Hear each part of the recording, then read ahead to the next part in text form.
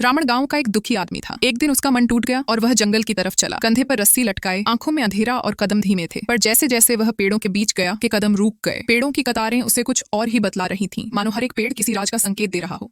रावण पेड़ों को गौर से देखता रहा, जैसे कोई दुल्हन अपनी चुनरी चुनता हो। तभी अचानक जमीन से एक अजीब सी आकृति उभरी। छलके हुए दांत और चमकती आंखें थीं। वह आत्मा या शैतान जैसी कुछ थी। उसने रावण से पूछा, तुम क्या खोज रहे हो? कोई खजाना? रावण ने मजाक में नहीं पर ठंडे सलीके से कहा, खजाना नहीं, मैं केवल ऐसा कुछ ढूंढ रहा हूँ जिससे मैं अपने परिवार को बचा सकूं और तुम्हें भी हो सके। शैतान चौंका। रावण की बातों में कुछ अलग आत्मविश्वास था। उसने कहा, ठीक है, जो तुम मांगो मैं दूंगा, पर वापस आकर खुद ले लूंगा। रावण ने बिना झिझक कहा, 200 पाउंड सोना दे दो। शैतान ने तुरंत एक थैला दिया, सोने के सिक्कों से भरा हुआ। रावण मुस्कुराकर थैला उठाकर गांव की ओर चला। शैतान वापस अंधेरे में लौट गया और उसने अपने साथियों को सब कुछ बताया। बाकी शैतान भौंचक के रह गए। उन्हें लगा यह सौदा भयंकर गलती थी। कुछ ने कहा, इसे वापस ले आओ। एक चालाक शैतान पहले आया और रावण को चुनौती देने की चाल चली। ताकत, तेजी और डर के 3-3 मुकाबलों की बात कही, पर रावण बड़ा चालाक निकला। उसने छोटी छोटी बातें कही और हर बार किसी न किसी चाल से विरोधी को फंसा दिया। पहले उसने एक बढ़ते भालू के बारे में झूठ बोला। शैतान गुफा में गया और भालू के सामने आ गया। भालू ने उसे जोर से पकड़ लिया और वह भगा। फिर दौड़ में शैतान हार गया। रावण ने पहले ही घोड़े के साथ चाल चली और शैतान थक कर रह गया। डराने धमकाने की योजना भी विफल हुई। रावण ने हर बार शैतान के इरादों को उलटकर इस्तेमाल कर लिया या उसे हंसी में उड़ा दिया। अंत में जब शैतान हार मानने ही वाले थे, रावण की पत्नी माया आई। उसने शैतान को रोका और विनती की कि वह अपना व्यवहार सुधारे। शैतान को यह सब देखकर कुछ शर्म सी आई। उसने सोचा कि इन लोगों के अंदर वह शक्ति है जो नरक के ही पाले में नहीं आती। शैतान ने ठानी वह शांति से पीछे हटेगा। उसने कहा, ठीक है, मैं अब तुम्हें परेशान नहीं करूंगा। आपने भूत देखा है?